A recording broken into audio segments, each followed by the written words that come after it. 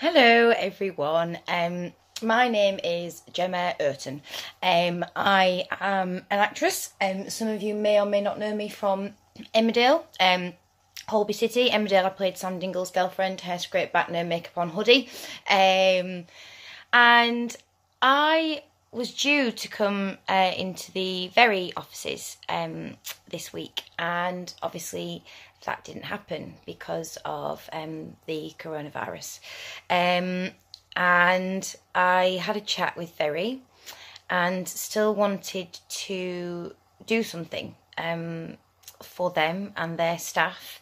I was coming in to talk about my life story, I guess, battling an eating disorder for 13 years when I was a kid, which we have postponed, and I'll be coming in October, and I really can't wait. But one thing that I wanted to speak to Jenny and Carly at Very about was the fact that even though the talk had been postponed, it felt like now more than ever people needed help and support, and we came up with the idea of me just chatting whilst social distancing and in isolation to you, because this is a really tricky time, and I just wanted to try and give something back because I'm going through it too, and I've gone through self-isolation a lot because I'm an actress. The amount of times that I don't have work, I have lost count. But also, I understand uncertainty and I understand sudden change and instability. And it doesn't mean that I cope with it great all the time, but I do have some ways and means of getting through it. And also, my whole life has kind of been uncertain. Some of you may or may not have heard me talk in the press about my former eating disorder, and everything that I went through, and nearly dying 4 times over those 13 years.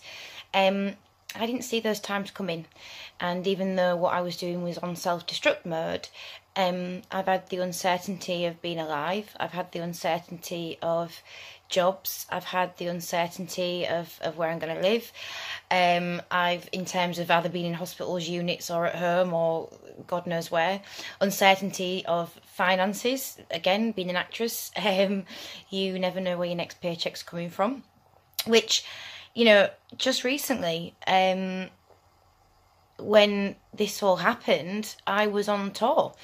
I was right near the end of a 7-month tour with some wonderful, wonderful people, people that I call friends for life now. And I had all of these public speaking engagements set up. I was due to do an audiobook. Things hadn't been easy for, a good 2 years, sort of leaving Emmerdale, went into Holby, but that wasn't a regular contract, sort of still out and about, but still sort of, there were times where I could be really honest with you, it was hand-to-mouth stuff.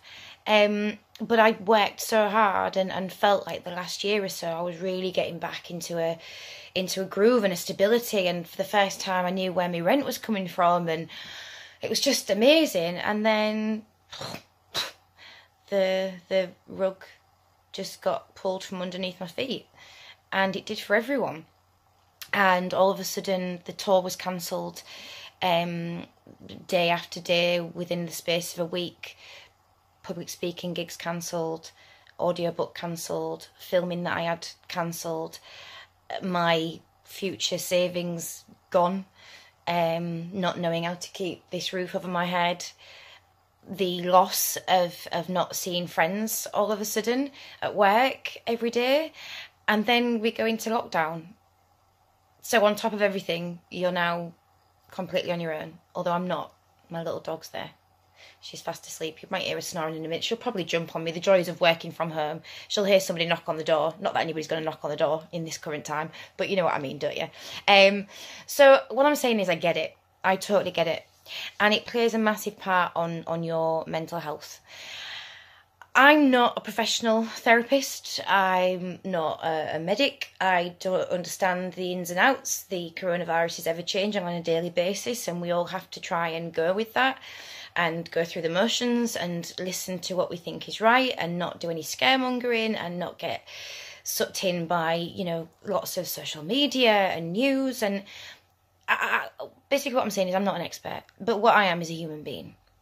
And I just wanted to maybe give you a few tips or tell you about what I'm going through, and hope that it maybe makes you feel like you're not alone, because I know that a lot of the staff at Very are now at home. A lot of the customers who we decided we'd like to see this video to are going to be going through exactly the same thing as what I am, and maybe much worse. Everything is relative to everybody's different circumstances. You know, there's going to be Jane from Liverpool, who is all of a sudden at home with her husband Pete, who's now having to work from home and he's not in the office, and she's got her 4 kids there and she's run ragged and she wants to kill him, but obviously that's not good.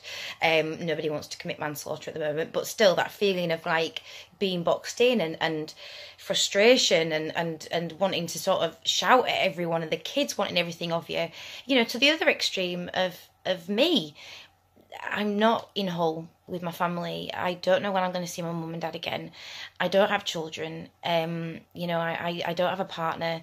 I've got my dog. But one thing I do have is my friends. And one thing that has struck me over the years living in London away from home and Hull is that friends are everything. And friendship and coming together is everything through hard times. So we're all going through it in many different ways. And I think one of the things that I think is so important is, even when things are tough, you've really got to try and put things in perspective and count your blessings as best that you can, and look at those people around you, even if they're not in the same room as you. Even if they're people you've not spoken to or seen for a while, you've got to start reaching out, because we as humans are not used to this self-isolation. We need interaction. We need to be around people, and it's very scary and strange when all of a sudden we're not. So one of the things that I always think is really important in times of crisis is kindness and understanding and empathy. And one thing that we do as a nation do very often is to just take a beat and think about what somebody else is feeling, and to ask the question, are you okay? Unfortunately, right now mental health is going to be even more challenged than ever, but what we must keep doing is talking and reaching out, and in times of crisis and low times and like things that I've been through, even just the smallest gestures from people has been amazing. A card that has been written, or a text from somebody that I've not heard from for a while. Like, those things have been happening over the last 2 weeks, and the smile that it puts on my face. And in turn, I've done that for other friends. You know, I've thought, right, I'm just going to write to so-and-so and see how they're doing. I'm just going to pick up the phone and call that person. I'm going to go and help Serena around the corner and go and get her a pint of milk because she can't get out because she's got asthma. It's that sense of bringing together a community again. And how often do we get to do that? Because we're constantly under pressure as human beings, and there's been more pressure on all of us than ever.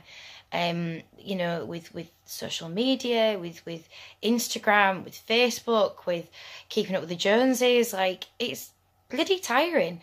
Whereas now we've all kind of got time to just be, and to figure out who we are as human beings. And as I say, I'm used to this, you know, the instability of work and jobs, and going from being on Emmerdale to suddenly not after 4.5 years, you know, and to going to Holby City and doing a few weeks filming with them, and then not being there for 6 months, to going on tour and then all of a sudden that ending. You know, all of these things are uncertain. But one thing that I've learned along the way is that life is an adventure. It's not an emergency. And how dull would life be if things weren't sent to try us? Like, I'm not saying we need to go through heartbreak and all of this horrible stuff that's going on right now, obviously. But what I mean is that we can use the dirt. I always say this. I did a TEDx talk last year on behalf of my charity Seed, which is an eating disorder charity that my parents set up when I wasn't well. And one of the things that I say in this TEDx talk, which if you've got time, we've all got a bit of time now, you can have a look at online, because that might help you in some ways, I don't know. But one of the things that I do say in the TEDx talk is how I learnt from a drama teacher of mine back at drama school that we should all use the dirt. Use the dirt.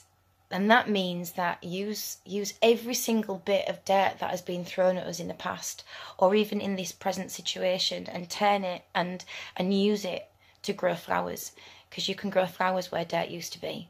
And that is one of my lifelong favourite mottos that I use on a daily basis. So maybe you can all take something from that as well. I think the thing about life being an adventure, not an emergency, as well, is that, like I say, this is just a time to see where it might take us. Like, the world's not stopping, we're just pausing. And one of the things that we all can do, if you want, is to look at what your priorities are. What do you want? When the world goes play again, what are you going to be ready to do? And it's okay to feel angry and upset and sad and confused and scared, and we must feel that, absolutely. Like, we can't all be machines, we've all got human emotions, and that is so important. So I'm not sitting here saying, oh, use the dirt, stiff upper lip and chin up and everything will be all right. Who knows? None of us know. It's so uncertain. But one thing that we can do is we can change our perspective on things, and we can feel that hurt and that anger, and we can cry, and there's probably going to be more tears to come, but then we can reset and start again, and take a breath, take a beat, and figure out where it is that we want to go in life. Sometimes curveballs are thrown at us and we can't catch them, but then we walk over and pick them up and we discover something else. And that's kind of what I'm doing at the moment. I can't do my acting, but I can write, so I've started writing. I can't do my public speaking, but I'm doing things like this because I care and it matters. I can't go into schools anymore and talk to the kids about eating disorder awareness and body image and bullying, all the things that I do on a regular basis. But what I can do is contact the teachers and see if there's any way that I can provide some online videos for them. Like, there are so many opportunities and things out there. As I say, the world hasn't stopped, it's just paused. And we can all use this time in whatever way we need to, because trust me, when the world goes again, it is going to go. And everything is going to be, high octane, full speed ahead. And there's going to be exciting opportunities in that. This isn't going to last forever. It's not. It's just a moment in time. But also, we're going to go back to that life where we're all waiting for the weekend. We're all saying to each other, oh my God, I ain't had time, as we say in Hull, I ain't had time to fart, Sorry, it's a bit crude, but we do, that's what we say, me and Mum, all the time. I ain't had time to chuffing fart. And it's true, we're always complaining or worrying about time. We've never got enough time to do things. We need a break, we need a rest. Well, we've got it now. And we can use it in whichever way we want, and those ways could be absolutely amazing. So please don't despair. I know it's really difficult. And if you are despairing at times, please know that there are still ways and opportunities to get help. There are, helplines out there, there are charities, but also talking, just reaching out to whoever is around you. And if you are on your own, please do utilise those care systems that are around Mind, Samaritans, Childline, you know, they're all there at our fingertips. Seed, if you're going through an eating disorder and you need extra help, you are not on your own. And that's the thing, that's the bigger picture.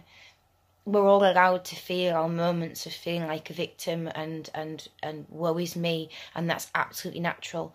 But there are so many other people around the world going through this right now, and we've kind of been lucky so far that we still have a little bit of freedom, which, you know, I'm sure you're all at home, you know, adhering by the keep safe and the social distancing rules, but we still do have so much more than many countries have got. So what am I trying to say? I think the key thing is to try and work through this in the best possible way that you can, to keep talking, to find kindness in the world that I think we all kind of lost. This is an opportunity that I believe will make us stronger. It will make us more emphatic. It will make us more sympathetic, and it will make us kinder human beings. One of the biggest things that I always say is to try and laugh. Like, try and find the sense of humour in all of the rubbish stuff that's going in, because the scientific proof that those laughter chemicals, I think, you know, endorphins that are created by exercise and laughter and kindness, they do have a massive impact on us, and they will make us feel so much better. And also, you know, every day, try and still have that level of self-care, you know, have that long bath. You know, it's still been a long day, whether you've been at home or not. Still have that glass of wine. Crikey, I've gone through tons, but not too much, everything in moderation. Still, you know, I know it sounds daft, but put your makeup on, men included, you know, do your hair, and also, like, put a nice top on every now and again. It doesn't mean to say that you can't wear your pyjama bottoms underneath. I mean, Eeyore is rocking it right now. Self-care. I know, sorry, I didn't mean to show you them. I wasn't going to, that's why I had the pillow underneath. But I thought, well, I can't be real and authentic if I'm not real and authentic. So anyway, what am I trying to say? One day this will all be over, and we'll look back at it, and we will hopefully remember what we learned and how we grew and how we came together as a community and a society. So all you lovely people out there, keep the faith. Keep smiling, keep talking, keep being kind. And Very, thank you so much for this opportunity to deliver this and give me a platform to do so. I really, really hope it helps. So I'm going to go and have a glass of wine. I'm going to go and put my Eeyore pyjama top on. And I'm going to go and get on some app, I don't know, what do you call it, Zoom these days, and speak to my parents because I miss them. Reach out to someone you love. Take care.